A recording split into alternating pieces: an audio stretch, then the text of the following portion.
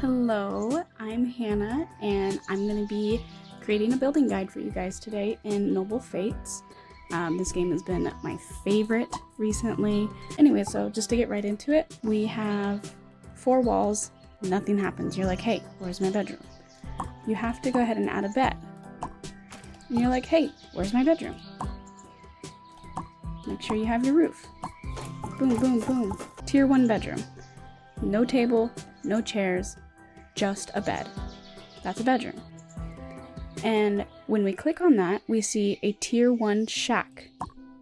A tier 1 shack is a tier 1 bedroom. So if you have a noble on the side asking, hey, can I get a tier 1 shack? You're going to be building a tier 1 bedroom. Same thing with a tier 1 cabin. You're going to be building a tier 1 apartment. The only difference between an apartment and a bedroom is a table and a chair. So if we go ahead and add a table and a chair, tier 1 apartment. And you can see we have a couple new options in our menu. We have the owner. You can assign this entire building to a specific noble, or it can be owned by the entire group. And then you're able to rent those out. Your entire kingdom gets the prestige bonus rather than a specific person. However, we need to make an apartment for our guy over here. We're going to assign it to him. So as you see, it changes because now we have him as the owner. We cannot rent them out, and it cannot be a prison cell. So tier 1 apartment is a tier 1 cabin. If we wanted to make an apartment complex, we would add another tier 1 apartment right next to it with a hallway, because you don't want them walking into each other's rooms, obviously. So now if we're asked to make a tier 1 rambler or a tier 1 chateau, we can see that we're going to need a couple extra rooms. A tier 1 rambler is made of a bedroom and a dining room. If they have a bedroom, they don't need the table and they don't need the chairs. They just need a bedroom and another room next to it that will be our dining room itself. It doesn't really matter how big you make it because it's still a bedroom, and that's what it's going off of. Don't forget the roof. Oh, there we go. See, we haven't even added the door yet, and it still recognizes it as a shack. So what do we need to make a dining room?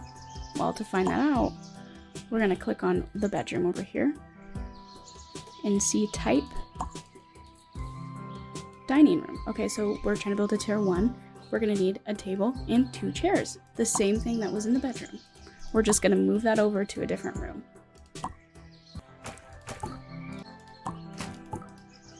Tier 1 Rambler. Easy. And now we can add on to that to make it a chateau.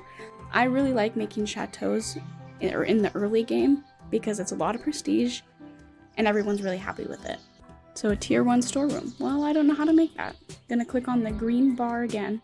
It's kind of confusing. The building type is pink and the room type is green. So I'm gonna find my green circle, or I'm gonna find my green square and click on bedroom. Okay, so storeroom. A tier 1 storeroom is 4 tiles and some sort of stockpile.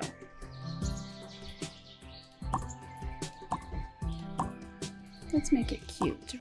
When I make a storeroom, I usually will put the little wooden doorway or stone doorway just because I think it's cute, but it will still recognize it as another room. Oops. So now it's a tier 1 chateau. Easy, right? So we have our bedroom, which is just a bed, a apartment, which is a bed, a chair, and a table. We have our rambler, which we just built with the dining room. If we were to put 2 apartments together, 2 tier 1 apartments together, we have a set of apartment complexes.